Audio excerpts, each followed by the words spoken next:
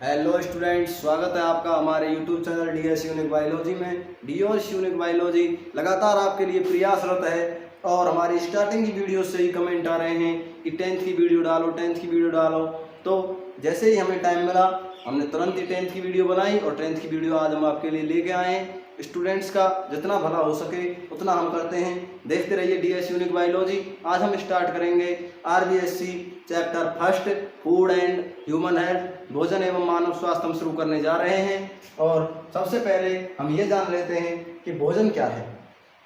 भोजन किसी भी जीव के लिए भोजन एक ऐसा पदार्थ है, ऐसा आवश्यक पदार्थ है जो उसकी सभी क्रियाओं के लिए आवश्यक होता है। क्यों? यदि हम आहार नहीं लेंगे, भोजन नहीं लेंगे तो हमारी शारीरिक क्रियाएं, मानसिक क्रियाएं सारी दुर्बल होती चली जाएंगी और शरीर धीरे धीरे बिल्कुल दुर्बल हो जाएगा। यानी कि भोजन एक इतनी ज़रूरी चीज़ है हमारे लिए, जो जैसे एक बाइक को जाने के लिए एक स्थान से दूसरे स्थान के लिए पेट्रोल की आवश्यकता होती है, उसी प्रकार शरीर को हिलने डुलने के लिए और बौद्धिक परीक्षण के लिए भी क्या होती है, भोजन की आवश्यकता होती है। भोजन को हम पढ़ेंगे सबसे पहले संतुलित भोजन एवं असंतुलित भोजन, इन दोनों को हम पढ़ेंगे। उसके बाद में हम पढ़ेंगे कुपोषण।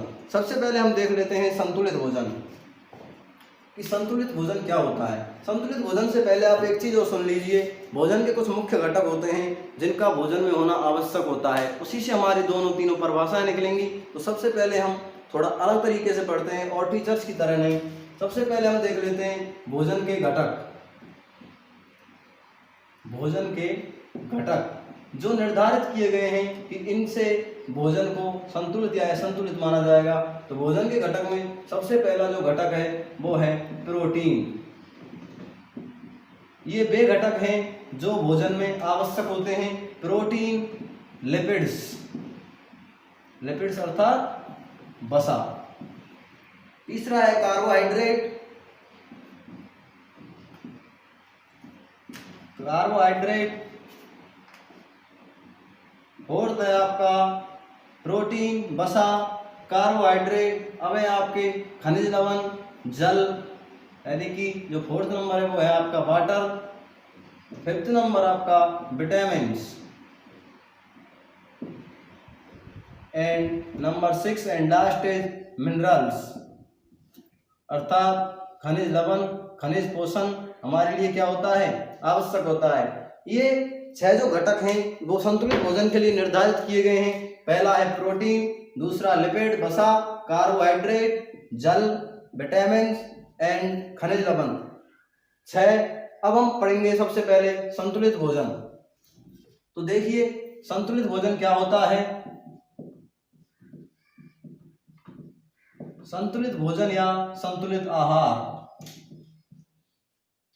भोजन के 2 प्रकार हैं, संतुलित भोजन एवं असंतुलित भोजन। ऐसा भोजन जिसमें सभी पोषक तत्वों की उपस्थिति रहेगी प्रचुर मात्रा में, वो कहलाएगा हमारा संतुलित भोजन। अर्थात एक निश्चित परिभाषा इसकी ये हो सकती है, ऐसा भोजन जिसमें सभी पोषक तत्व प्रचुर मात्रा में उपलब्ध हों वो भोजन क्या कहलाएगा, संतुलित भोजन कहलाएगा। तो आप देख सकते हैं कि सभी पोषक तत्व, आप लिख भी सकते हैं कि सभी पोषक तत्व प्रचुर मात्रा में उपलब्ध हों, प्रचुर मात्रा में उपलब्ध हों। दूसरा आपका है असंतुलित भोजन। असंतुलित भोजन क्या होता है, जिस भोजन में एक भी पोषक तत्व की कमी होती है वो कहलाता है आपका असंतुलित भोजन। यानी कि इसकी एक मुख्य परिभाषा ये हो जाएगी कि भोजन में एक भी पोषक तत्व का अभाव या कमी क्या कहलाती है, असंतुलित भोजन कहलाती है। यदि भोजन में एक भी पोषक तत्व की कमी है तो भोजन क्या कहलाएगा, असंतुलित भोजन कहलाएगा। और एक भोजन की तीसरी श्रेणी होती है, वो आती है कुपोषण। तो कुपोषण आप देख लीजिए, कुपोषण से ही आपका यहाँ से चैप्टर स्टार्ट होगा। तो देखिए कुपोषण क्या होता है। कुपोषण जब लगातार भोजन में एक ही पोषक तत्व की कमी आ रही है, जैसे यदि हम भोजन में लगातार वसा नहीं ले रहे हैं, लगातार प्रोटीन नहीं ले रहे हैं, तो उसकी कमी से क्या है, हमारे शरीर में एक निश्चित जगह बन जाती है और उसके द्वारा संचालित क्रियाएं क्या हो जाती हैं, धीरे धीरे बंद होने लग जाती हैं। जैसे प्रोटीन नहीं ले रहे हैं तो प्रोटीन का कुपोषण हो जाएगा, वसा नहीं ले रहे हैं तो वसा का कुपोषण हो जाएगा, विटामिन नहीं ले रहे हैं तो विटामिन का कुपोषण हो जाएगा। अर्थात लगातार भोजन में एक पोषक तत्व की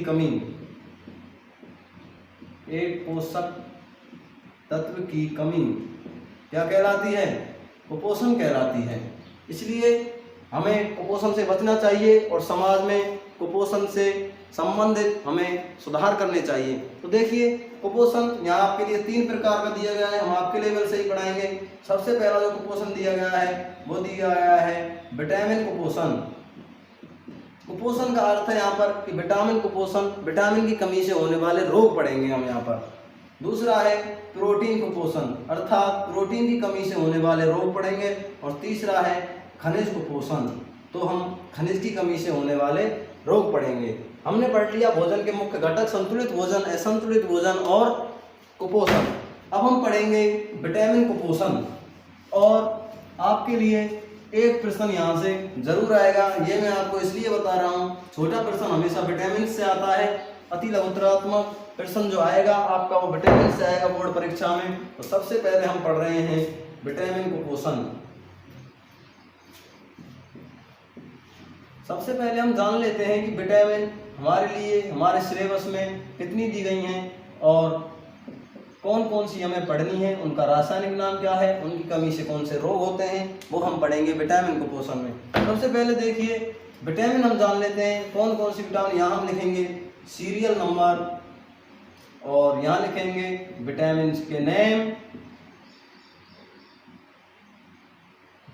यहाँ हम देखेंगे रासायनिक नाम, विटामिन के केमिकल नेम्स हम देखेंगे, रासायनिक नाम, और यहाँ उनकी कमी से होने वाले रोग।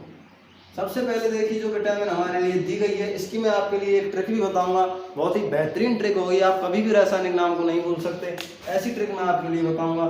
सबसे पहले देखिए विटामिन ए। विटामिन ये है, इसकी जो रासायनिक नाम है वो है रेटिनॉल। क्या है विटामिन ए का रासायनिक नाम? रेटिनॉल। इन रासायनिक नाम की एक ट्रिक अभी मैं आपको बता दूंगा, पहले हम एक साथ इनको देख लेते हैं। दूसरी है विटामिन बी। विटामिन बी का जो रासायनिक नाम है वो है thymine.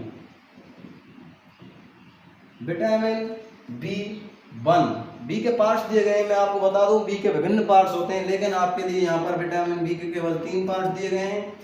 Vitamin B2, vitamin B2 का रासायनिक नाम होता है राइबोफ्लेविन। आप दोहरा सकते हैं, राइबोफ्लेविन। विटामिन B2 का नाम होता है। फोर्थ विटामिन है आपकी विटामिन B3 और इसका रासायनिक नाम होता है नियासिन।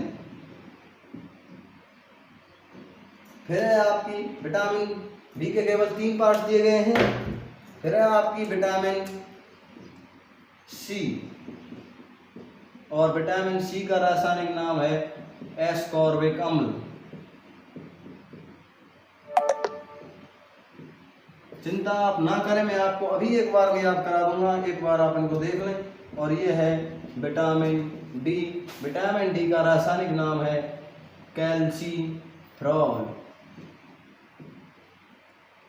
कैल्सीफ्रॉल या कैल्सीफेरॉल, कई जगह कैल्सीफ्रॉल भी मिलता है। अब एक बार हम देख लें इनकी कमी से होने वाले रोग कि कौन कौन से रोग इनकी कमी से होते हैं। तो सबसे पहले जो विटामिन ए की कमी से जो रोग होता है वो होता है आपका रतौंधी।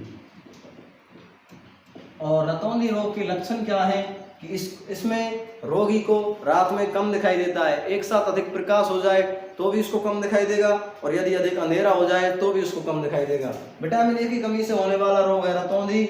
और विटामिन B1 थायमिन की कमी से होने वाला रोग है बेरी-बेरी। विटामिन B1 की कमी से कौन सा रोग होगा? बेरी-बेरी रोग होगा। विटामिन B2 की कमी से होता है राइबोफ्लेविनेसिस। और इसको याद रखने की भी जरूरत नहीं है, क्योंकि यदि रासायनिक नाम याद रहेगा तो ये आसानी से याद हो जाएगा, राइबोफ्लेविनेसिस। इसमें देखिए क्या होता है, जो हमारे होंठ होते हैं उसके साइड में से पपड़ियाँ पड़ने लग जाती हैं, मुंह की त्वचा फटने लग जाती है, यानी कि शुष्क पड़ने लग जाती है। ये है राइबोफ्लेविनेसिस के लक्षण। तीसरा जो हमारा विटामिन है वो है विटामिन B3, और विटामिन B3 की कमी से रोग होता है वो है पेलाग्रा। पेलाग्रा में क्या होता है, आँख की जो त्वचा है ये शुष्क पड़ जाती है। जिस प्रकार जीरो ऑप्थेल्मिया रोग होता है उसी प्रकार ये भी आँख का रोग है, पेलाग्रा, पीली पड़ जाती है आँख थोड़ी थोड़ी। तीसरा है यानी कि विटामिन C है हमारी एस्कॉर्बिक अम्ल, और एस्कॉर्बिक अम्ल की कमी से जो होने वाला रोग है वो होता है स्कर्वी।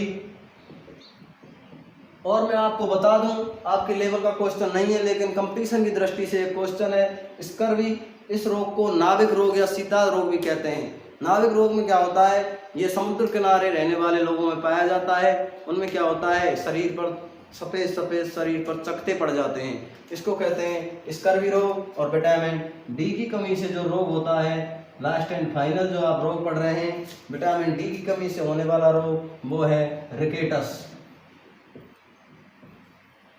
रिकेटस में क्या है, हाथ और पैर की हड्डियां मुड़ने लग जाती हैं, ऐसे रोग को कहते हैं रिकेटस रोग। अब आपके लिए सबसे बड़ी समस्या, चीफ प्रॉब्लम आपके लिए ये होगी कि आपके याद नहीं होंगी एक बार में, तो मैं इनकी आपको एक ट्रिक बना देता हूँ। वो ट्रिक ये है कि ट्रिक आप देख लीजिए, कहीं भी आप लिख लीजिए, देखिए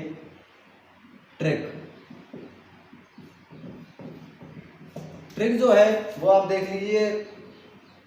आप ये ट्रिक बना सकते हैं कि रथ में रानी एक है।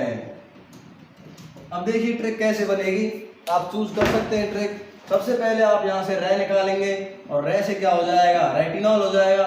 फिर आप थे निकालेंगे, थे से हो जाएगा थाइमीन, और रा से हो जाएगा राइबोफ्लेविन, नी से हो जाएगा नियासिन, ए से हो जाएगा आपका एस्कॉर्बिक एसिड, और कैसे हो जाएगा आपका कैल्सोफेरॉल। तो ये यहाँ पर मैं साइलेंट कर दीजिए और यहाँ हटा दीजिए, आपको सारे विटामिन